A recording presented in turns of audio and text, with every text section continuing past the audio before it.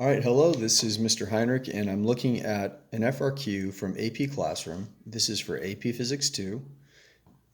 It is Unit 4, FRQ 2. And if we're looking at this FRQ as it's presented to us, we're given this circuit, and we have 5 resistors, and each one of these resistors has a resistance of 5 ohms. And in particular, resistor C has a current of 4 amps running through it. So let's look at what they want. They present that information to us right here, what I just explained to you. They want, in part A, calculate the current through resistor B. Now resistor B again is this one right here. And I think what's really useful is to redraw the circuit in a slightly different format, but still meaning what this diagram means, right? So looking down here, I have the original circuit drawn, and I'm going to draw it in a slightly different format. But in order to do that successfully, it helps to look at what the total current is doing as it leaves the battery in the first place. So by convention, our total current is leaving the positive side of the battery. It goes up and it hits a junction right here. So there is clearly one branch, 2 branches, 2 different branches to go on. So I'm going to draw this down here to be... There's my positive and my negative side. There's my electromotive force or my voltage, right? And I have a branch off right here. Now I could go to A, or I could go to B, right? And I'll put B right there. But then after the current goes through B, and so we have some kind of current going through B, and I'll call that IB, right? And I'll call this one IA. We have another choice as the current. If we're pretending to be the current, I now have these 3 different routes I can go. I can go here, here, and here. So a certain portion of me is going to go through here, another portion of me through here, and another portion of me through here, such that all 3 of these, IC, ID, IE, would add up to be IB, right? So this is IC, which, by the way, we know IC. What is IC? It's 4 amps. We have ID, and we have IE. And going back to our other drawing, how could we express this in a different format, but meaning the same thing, right? It would look like this, C, D, E. And then all of these currents, all 3 of these currents converge back here. I want you to see this to be who again? IB. So they come together at that node to become IB. That's a B there. I know it doesn't look like a B. And then IA and IB come back together at this node to be none other than I total.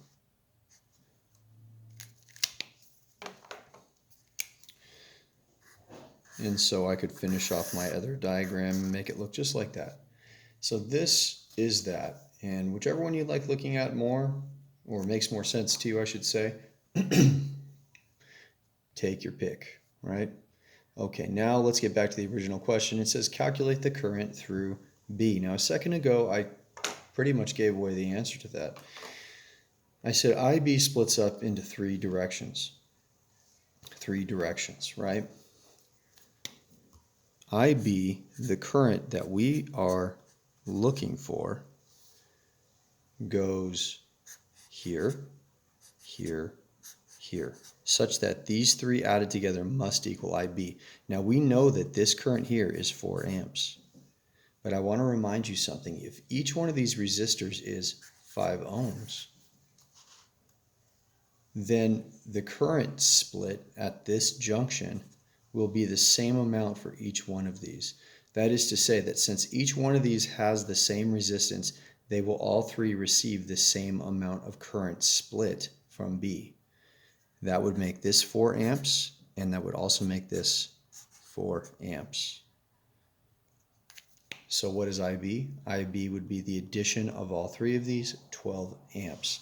So in addressing part A, I would say IB is equal to IC plus ID plus IE. 4 plus 4 plus 4. Equaling 12 amps. Question done. Okay, let's go on to part B and see what they want there. Calculate the EMF, the electromotive force of the battery, basically the voltage of the battery, right? Now this takes some creative thinking, but it's certainly within the scope of what we understand. Excuse me.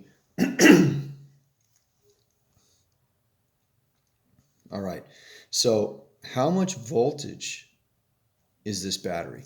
Let's figure out how much voltage has been used up so far. If I have right here, I'm going to do a little calculation right here, V, I'm going to use V. You could also use this script E right here. I would say V equals IR. This is Ohm's law. It's always the go-to when it comes to analyzing circuits in this course. What's my current through here? It's 4. What's my resistance? My resistance is 5. Remember, each one of these resistors is 5 ohms. So I put 5 here, and I would get how many volts? 20 volts. Each one of these then would get how many volts? This branch here would get a V of 20 volts, and this branch here would get a V of 20 volts. Now this is where it's easy to make a mistake. I am not saying that this whole thing gets 60 volts. Each one of these branches is in parallel, and we remember that when branches are in parallel, they all receive the same voltage. However, when we look at this 3-branch system, this whole segment gets how many volts total? Just 20 volts, right? It's kind of like energy. Each one of these branches has available to it an energy, quote unquote, of 20 volts. I know voltage is not energy, but it's closely related to energy. So each one of these branches has a potential of 20 volts. So all that to say that this whole thing right here represents how many volts? 20 volts. So I'm going to say here VCDE equals 20 volts. That leads us to B. Well, how many volts does B get? Let's do another quick IR calculation. The I going through B, we just determined to be 12 amps. 12 amps times what's the resistance of B? It's the same resistance as any of the resistors, 5. And what do you get here? Well, 5 times 10 is 50. 5 times 2, another 10. Isn't this 60 right here? 60 volts. And that would be 5 ohms if I'm putting in units. Okay, we have 60 volts and 20 volts. Now let's remember our rules for voltage in series. This CDE segment is in series to B. And the way voltage works in series is you just add up the voltages, right? I know that's how resistors work also, but we're not talking about the equivalent resistance of this branch. Basically, this branch here uses up from this battery how many volts? 20 plus 60. So I'm going to say V, C, D, E, B, probably put that B in front of the C, but that's okay, equals 80 volts. Now, is that your answer? Is that your answer for the total voltage of the battery or the EMF of this battery? I want you to think about that for a second. Okay. It is, because this whole branch is in parallel to this branch. And what did we just get done discussing about C, D, and E? Each one of these received 20 volts, but that is to say that the whole CDE segment here receives 20 volts. Well, if this branch received 80 volts, we just proved that, doesn't this branch also receive 80 volts? But that is to say that this whole parallel segment receives how many volts? 80 volts, right? For this whole parallel segmented, well, actually, really the whole circuit, right? So we're going to say here, we're not asked to justify. I don't believe they ask us to justify verbally, but I'm going to say since branch I'll call it B, C, D, E, receives what is it, 80 volts. Branch A does as well, because they are in parallel, right? Because parallel. This represents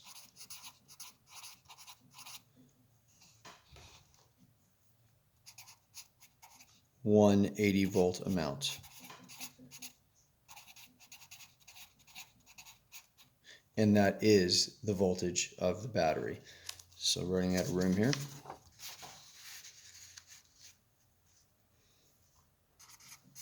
Which is the voltage of the power source, the battery. I don't know if they called it a power source or a battery. So I guess I would say, just to finalize my statement, done, right? Okay, so there's B with a little bit of justification as well. So now let's go on to C here. Actually, I might have mislabeled that part. Was that A2 that we just did? Let's see. A, no, it was B. Okay, let's look at C. C, resistor A is now replaced with a 10 ohm resistor.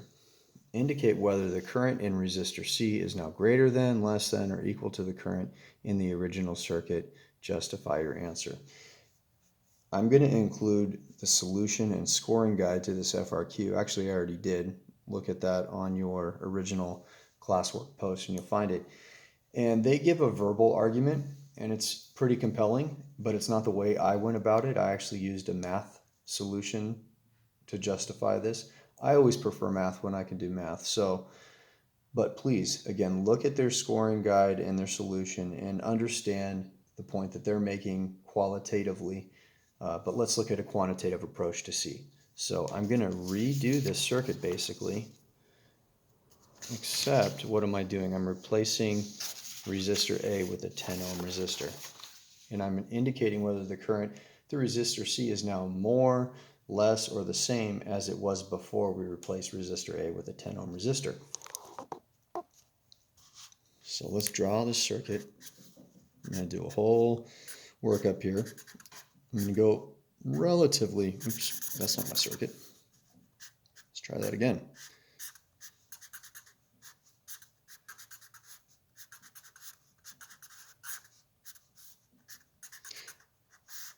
I'm not going to write 5 on each of these, but each one of these, this is B, C, D, E, right? All of these are 5 ohm resistors, right? This is the 10 ohm resistor. Let's go back to Circuits 101 and just calculate some stuff here. I'm going to calculate the equivalent resistance. So I have 5 resistors in parallel. If I'm looking for the REQ just of this little portion, I'd say 1 over R equals 1 over 5 plus 1 over 5 plus 1 over 5, and I would get 3 over 5, and I know I need to take the reciprocal of that, so R of CDE, because this is the CDE portion, is equal to 5/3. And I'll leave it as 5/3 for now. What is this right here? Well, that's 5 also. So isn't this resistor B in parallel? No. Isn't this resistor B in series to this parallel segment?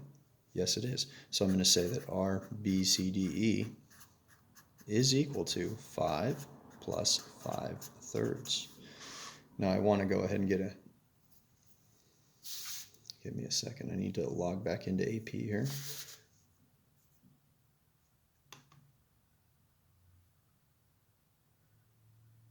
They log you out if you stay out, you stop moving the mouse around too much. Okay, back to this. I need a common denominator, so we are going to multiply top and bottom by, what, 3, right? 3 like that. So I'd have 15/3 plus 5/3, and I end up getting this idea of 20/3 right there. Right? So this whole resistance up here is 20/3. Now this is in parallel to this. So when I'm looking for REQ, and these are the last two things to consider, this whole branch with this whole branch. So I'm going to say 1 over REQ is now equal to 1 over 10 plus 1 over 20/3, right? Now we know that that's an awkward way to write it, so let's write 1 over 10 plus 3 over 20. Let's get a common denominator here, 2, 2.